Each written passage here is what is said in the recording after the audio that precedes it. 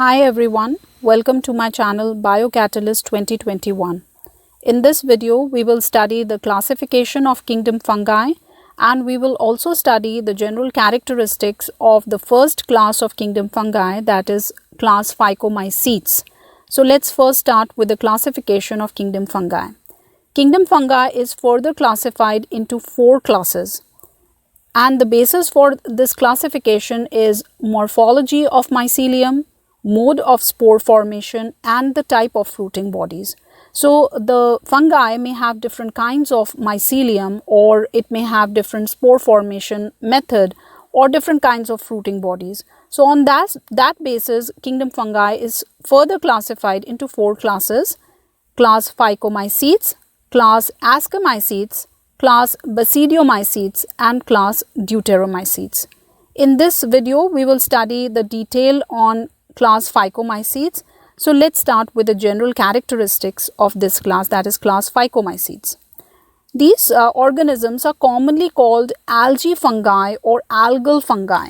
Now from the word we can understand algae, it means it's quite similar to algae. That is why it is called algae fungi or algal fungi.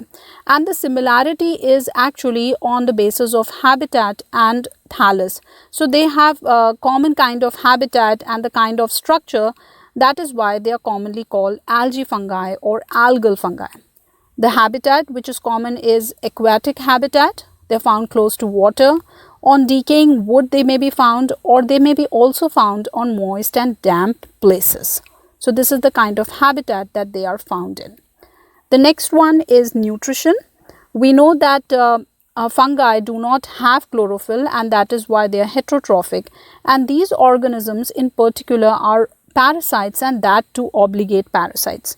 Now obligate parasites are actually holoparasites, and they are parasites which cannot complete its life cycle without exploiting a suitable host. So if they do not find a particular host, they cannot complete their life cycle. Such kind of parasites are called obligate parasites. So that is a speciality of this particular class. Let's come to the structure. Now we had studied that a single thread of these organisms is called hypha. The plural of hypha is called hyphae, and when many hyphae they form a bunch, then it is called mycelium. Mycelium of this class is aseptate. Aseptate means they do not have any septa between their cells, and they are cenocytic. So cenocytic means they are multinucleate and many nuclei float in the cytoplasm. So that kind of mycelium is found in these organisms, that is aseptate and cenocytic kind of mycelium. Next come to reproduction. The reproduction in these organisms is of 2 types: asexual and sexual reproduction. Asexual reproduction occurs by spore formation. There are 2 types of spores that are formed: zoospores and aplanospores, and the spores are produced endogenously. So let's first understand what are zoospores and aplanospores. Zoospores are motile spores, whereas aplanospores are non-motile spores. Now because zoospores are motile, it means they have flagella. So they are flagellated. They might have 1 flagella, or they might have 2 flagella. 1 flagellum or 2 flagella, it depends. Aplanospores, they are non-motile, it means they are non-flagellated.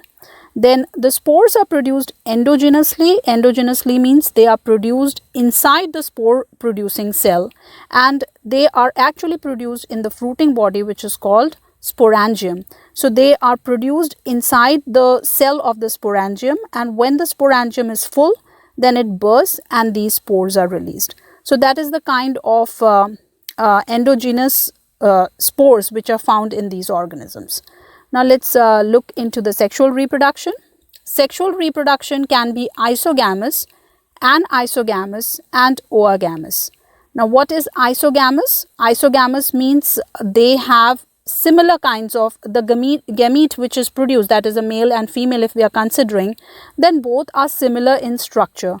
They are similar in size, then such kind of sexual reproduction is called isogamous sexual reproduction. Anisogamous sexual reproduction is the one in which both the gametes are dissimilar in size. That is, one is larger and the other one is smaller. The smaller one is the male gamete, whereas the larger one is the female gamete. Oogamous kind of sexual reproduction is the one in which both the gametes are again different, but the one which is smaller is even motile, and that is a male gamete. The other one, which is larger, is non-motile, is considered as a female gamete. So I hope you have understood what is isogamous and oogamous. So this kind of sexual reproduction is found in these organisms, and upon sexual reproduction, zygospore is formed, which is a diploid structure. This is the common example. So let's take some examples. The first one is Rhizopus, and this grows on bread, and we have already studied that it needs moist and damp environment, so this grows easily at fast pace. So this is the most common kind of phycomycete fungus that we can see. Then the next one is Mucor, and the other one is Albugo. Albugo is found as a parasitic fungi on mustard leaves. So I hope you have understood what is the basis for the classification of kingdom fungi, what are the 4 kinds of classes that we have studied, and then what are the various general characteristics of class Phycomycetes.